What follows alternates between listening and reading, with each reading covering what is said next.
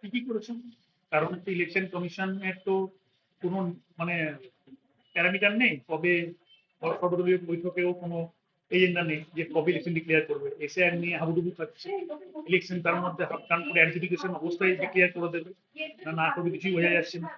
সেই জন্য মুখ্যমন্ত্রী যে কাজ করেন সেটা মানুষের জন্য, অর্থাৎ 1 এপ্রিল থেকে যদি কোনো টেকনিক্যালি ইয়ে থাকে, মানে সমস্যা থাকে, সেই জায়গা থেকে হয়তো করেছেন, মানে হয়তো তাড়াতাড়ি করে এটাকে মানে চালু করে দিয়েছেন। মুখ্যমন্ত্রীর উদ্দেশ্য যে আমাদের সোসাইটি বেনিফিট, অর্থাৎ আমাদের যে যুবক যুবতী আছে তাদেরকে সাপোর্ট করা।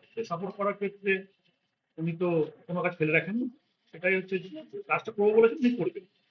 এটা এপ্রিল থেকে দেবো বলেছিলেন, কিন্তু ফিনান্সিয়াল ইয়ার থেকে সেখানে ইলেকশন এম্বার্গোতে যদি কোনো টেকনিক্যালি মানে এটাকে বিজেপি গভর্নমেন্ট, এটা তো মানে ভালো কিছু নয়, এটাকে এপ্রিল থেকে দেখা গেলো চালু করতে দিল না। এটা ভোট অন অ্যাকাউন্টে অলরেডি অ্যাপ্রুভ, চালু করতে দিল না। এবার যেহেতু চালু করেনি সেখানে একটা টেকনিক্যালি থাকবে, বিজেপি এটাকে মানে করতে দেবেন, কিন্তু মুখ্যমন্ত্রী তো ভোটের জন্য নয়, মুখ্যমন্ত্রী যে কোনো সময় মানে এটাকে রেগুলার করবে। তো সেই জন্য এটাকে আর পরে বাড়বে, আরো লক্ষ্মী ভান্ডার যেমন বাড়লো সেরকম ভাবে বাড়বে। এবং মুখ্যমন্ত্রী যে কোনো কথা এবং কাজ কিন্তু প্রচুর সবটাই মিল আছে। মুখ্যমন্ত্রী তাদের ক্ষমতা দেন, ওয়েলফেয়ারে মতো দেন না, এটা সবাই জানেন, মানুষের জন্য কাজ করে। সেই জন্য তার এটাকে এই যে উদ্যোগটাকে তিনি তাড়াতাড়ি এস্টাবলিশ করতে মানে করে দিলেন। যারা যদি এপ্রিল মাসে না হয় তাহলে আবার মে মাসে পিছিয়ে যাবে বা জুন মাসে হবে।